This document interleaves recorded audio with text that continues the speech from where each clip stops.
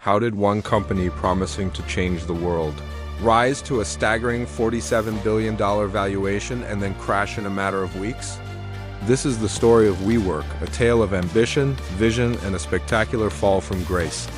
It's a story about a charismatic leader, a revolutionary idea, and a financial reckoning that sent shockwaves through the startup world. What really happened behind the scenes? And what can we learn from the epic rise and fall of WeWork? Let's dive in.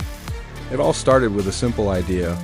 In a post-recession world, Adam Neumann and Miguel McElvey saw a future where work wasn't just a place you went, but a community you belonged to. They launched WeWork in 2010 with a single building in New York City. The concept was straightforward: lease office space, redesign it with trendy, open-plan aesthetics, and then sublease individual desks or private offices to freelancers, startups, and small businesses. It was more than just a desk. It was an experience. They offered free coffee, social events, and a vibrant atmosphere. They weren't selling office space. They were selling community. This vision resonated deeply with a new generation of workers who craved flexibility and connection. Early WeWork spaces felt electric, filled with the buzz of creativity and collaboration. It felt like the future of work, and everyone wanted in. And in they came. WeWork began to grow at an astonishing speed. With Adam Neumann as its magnetic, visionary frontman, the company attracted massive investments. Most notably from SoftBank's Vision Fund, the money poured in and the valuation soared. In 2014, it was valued at $5 billion. By 2017, it hit $20 billion. And by early 2019, it reached its peak, a mind-boggling $47 billion. This made it one of the most valuable private companies in the world. With each funding round, WeWork expanded aggressively, opening hundreds of new locations in cities across the globe. Neumann wasn't just building a company, he was building an empire. He spoke of WeWork not as a real estate company, but as a technology company, a lifestyle brand, and even a movement that would elevate the world's consciousness. The ambition was limitless. So how did this business actually work? Underneath all the talk of community and technology, the model was surprisingly old-fashioned. Here's the simple version. WeWork would sign long-term leases on entire office buildings, often committing to paying rent for 10 or 15 years. Then they would renovate the space to fit their signature-style glass walls, communal areas, and modern furniture. Finally, they would rent out individual desks and small offices on flexible, short-term contracts, often month to month. This is where the core risk lay. WeWork had massive, long-term financial obligations. Their leases, but their income came from short-term, less reliable rental agreements. In a strong economy, this works fine. But if a recession hits and small businesses start canceling their memberships, WeWork would still be on the hook for billions in rent. It was a classic asset-liability mismatch, disguised in a cool, modern package. For years, the hype machine drowned out any concerns. But in 2019, WeWork decided to go public and everything changed. To do this, they had to file a document called an S-1, which forced them to open their books to the public for the first time. And what investors saw was shocking. The S-1 revealed staggering losses. In 2018 alone, the company had lost nearly $2 billion. For every dollar of revenue it made, it was spending $2. The document was also filled with bizarre language, using the word community over 150 times, while glossing over the fundamental risks of its real estate business.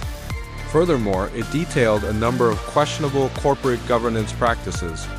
Neumann had a complex web of personal loans and real estate deals with the company, and he held an unusual amount of voting control. The mask had slipped, and the financial world was not impressed. The reaction from Wall Street was swift and brutal. Investors and analysts who had once been charmed by Neumann's vision now saw a deeply unprofitable company with a flawed business model and questionable leadership. The planned IPO was in jeopardy. In a desperate attempt to salvage the deal, WeWork's bankers slashed the target valuation first to $20 billion, then to $15, then even lower. But the damage was done. The trust was gone. Within weeks, the IPO was officially postponed and then canceled altogether. Neumann was pressured to step down as CEO, given a controversial billion-dollar exit package. The $47 billion dream had evaporated. It was one of the most dramatic and rapid corporate collapses in modern history. The king had been dethroned and his kingdom was crumbling. What followed was a painful period of reckoning. SoftBank, their largest investor, was forced to step in with a multi-billion-dollar bailout just to keep the company from going bankrupt immediately. This led to massive layoffs, with thousands of employees losing their jobs.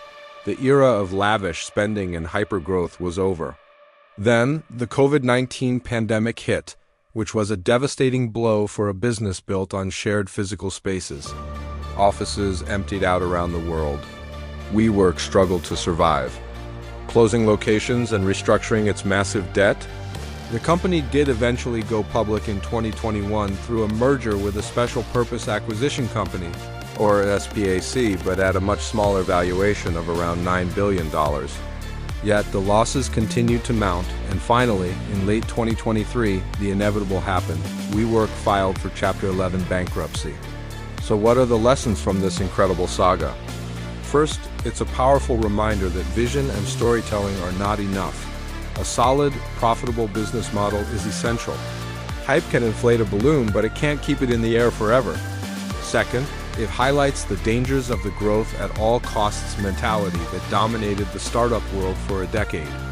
Burning through billions in pursuit of market dominance without a clear path to profitability is a recipe for disaster. And finally, the WeWork story is a timeless, cautionary tale about leadership, governance, and the cult of the charismatic founder. Vision can inspire, but it must be grounded in reality and accountability. WeWork didn't just sell office space. It sold a dream. And in the end, the dream turned out to be too good to be true. Thank you for watching. If you found this story interesting, don't forget to like this video and subscribe to the channel for more deep dives into the biggest stories in business and technology. See you next time.